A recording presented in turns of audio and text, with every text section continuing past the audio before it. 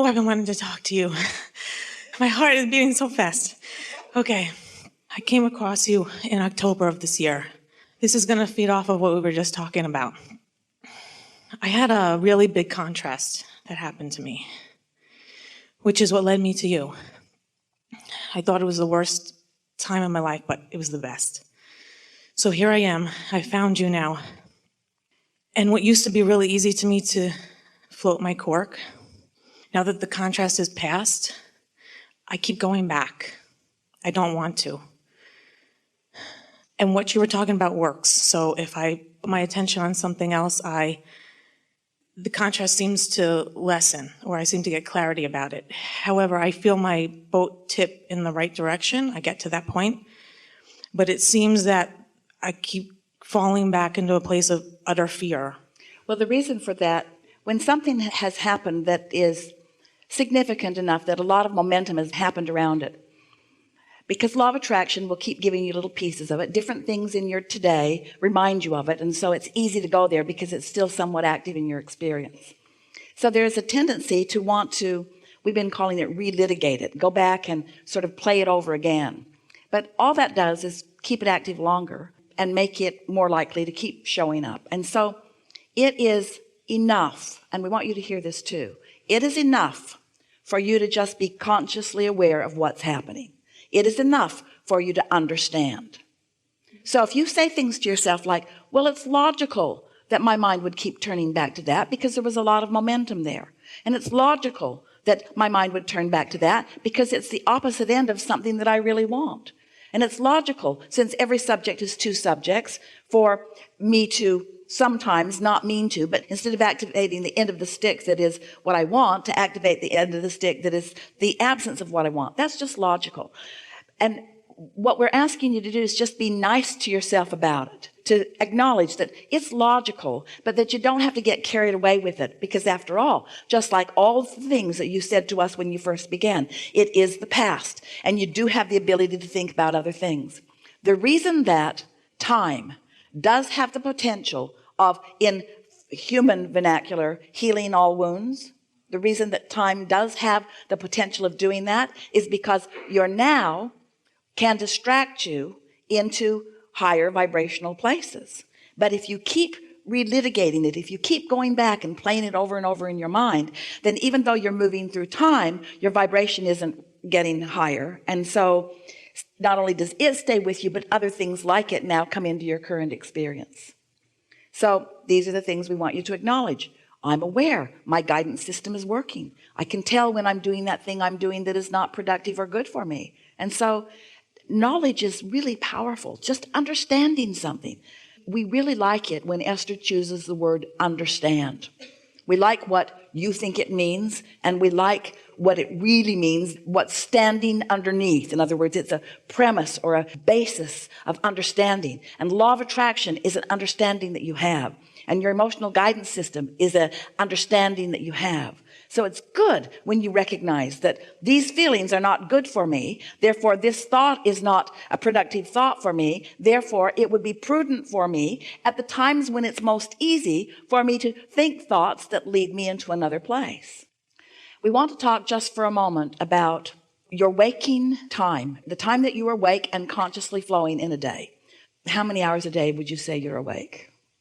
16. So you're awake for 16 hours. And now let's call those hours airtime or broadcast time.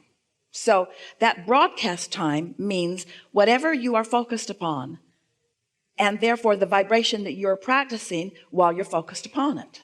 So it doesn't matter if it's past, present, or future. Doesn't matter. Whatever you're focused upon, you're practicing with your airtime this broadcast vibration. And so if you're looking for positive aspects often, then your airtime is in this receiving mode. If you're looking for trouble, then your airtime is in this receiving mode. And you can tell by what the universe dishes up to you. Never mind the past, because the past is the past. You practiced in the past, and so you have some proclivity to choose a vibrational frequency based upon what you've done before. But all of your power is right here and now. And the important thing to know about your power being here and now is that you've got this cadre of non-physical energies that are always here, that are flowing to you and through you. So your airtime really should be, if all these facts that we've given you are accurate, and they are, it should be easy for you because the majority of you is here. And you know how to know that the majority of you is up here in these high frequencies? Because you have negative emotion. Your negative emotion is your indicator that you're not where most of you is. You couldn't even feel negative emotion if your inner being were not up here. The other day Esther said, Abraham, give it a break. I feel terrible. Stop it. Because she understands that emotion is the relativity between where we are and where she is. And so when she doesn't feel good, she was blaming us. If you weren't up there in such a high-flying place, I wouldn't feel so bad. Can't you come down here and meet me about halfway? Can't we meet in Overwhelmed? Now, we're being playful with you about this because your inner being will never lower vibration, but you don't want your inner being to ever lower vibration. This knowledge is power, isn't it? So these things you know, law of attraction abounds. Your vibration belongs up here. That's where most of it is. When you choose things based upon past experience, you're going to cause this tug of war between who you really are and what you're allowing to be. But don't you love knowing that? Just know that. Just know that. So then you start saying things to yourself like, I don't have to feel bad like this, you know. My inner being is up here. I don't have to feel bad like this. I'm just making bad choices about what I think about. And I'm going to stop making those bad choices. I'm doing better and better at not making those bad choices. And I certainly don't have to relitigate. I don't have to go back and tell those same stories about those same people and about those same things. It's like I'm deliberately holding myself apart from who I am. And your inner being, who loves you more than life itself, because it is life itself, your inner being loves you so much and yet will not give you the break of lowering vibration so that you can feel better. You've got one option and one option only if you're going to feel better. You've got to find some way of letting go of whatever it is that's holding your cork away from where it belongs. It's that simple. There's no way around this. So when someone's in a bad mood, don't say, oh, you poor thing, what happened? Say, get away from me.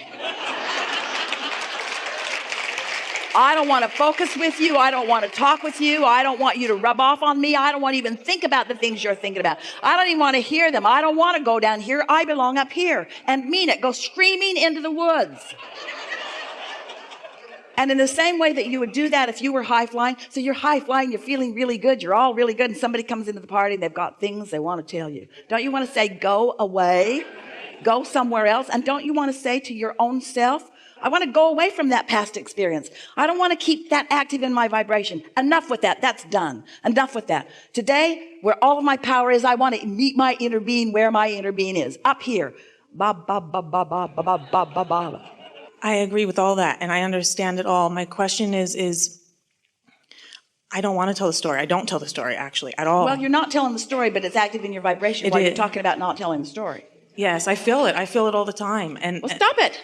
You don't have to. You don't understand. If what we just said to you, you say, I understand. You don't really understand until you have discovered the relief of being able to let go of something that doesn't feel good. So how do I do that when it's about my physical body, that I'm afraid of certain things? How do I let that go? I want to. By wanting it so much that you're willing to focus on something that gives you relief until relief becomes the predominant vibration. We know sometimes things happen that leave you shaken and leave you feeling vulnerable, but you can't rest in that vibration. You know too much about it. So you say, that was then, this is now. That was the result of the thoughts I was thinking then, and what's coming next is the results of the thoughts that I'm thinking now. And that was beneficial because it launched me into a place of understanding things that I didn't understand before. How lovely is it to know what causes what? Isn't it nice to know that what you think matters? And that you can tell by the way you feel what you're thinking? And isn't it nice to then begin exercising some control over your thoughts? You just have to take the path of least resistance. It's like sometimes when Esther is watching some of the political stuff that feels so awful, and all of those medical commercials, she says, I think I have a little gout. I think I might have some mesothelioma. I think I've got some of that too. In other words, you just can't watch that without wondering, And then they say, take this, but watch out for blah, blah, blah, blah, blah, blah, blah, all that. And Esther says, ooh, yum, give me some of that. Give me some of that. I would love to have all of those side effects. And even though she thinks she's being playful about it, it's still active in her vibration while she's doing it. She would be so much better off to turn that television off and not watch that, not let that activate something within. Don't give it any airtime, you see. Pay attention to what you're giving airtime to. Because what you give airtime to is what causes you to rendezvous with what's in your vortex. You're new to this, but you're understanding everything that we're saying. Just be easy about it. Don't worry about what you're saying, but care about how you're feeling. And the faster that you catch a negative emotion and change the thought in the early subtle stages, the easier it will be. It's like the analogy that we've offered for so many years of Esther discovering those roads in San Francisco. She couldn't believe people drove on them. And we said, imagine your car sitting at the top of one of those hills. And just for fun, you think, I'll just take the car out of gear and release the parking brake, and I'll just nudge it a little from behind, and I'll just see what happens. You know what will happen. It'll start down the hill, and it will gain momentum. It'll get faster and faster and faster and faster. So before it even gets started, you think you're going to play, so you release the brake, and you nudge it a little, and it starts to move. And then you come to your senses, and you get out in front of it, and you just let it bump up against you, and it stops. Because there was not much momentum, so it was easy to stop. But if you wouldn't want to be at the bottom of that hill trying to stop it. Never mind, I changed my mind.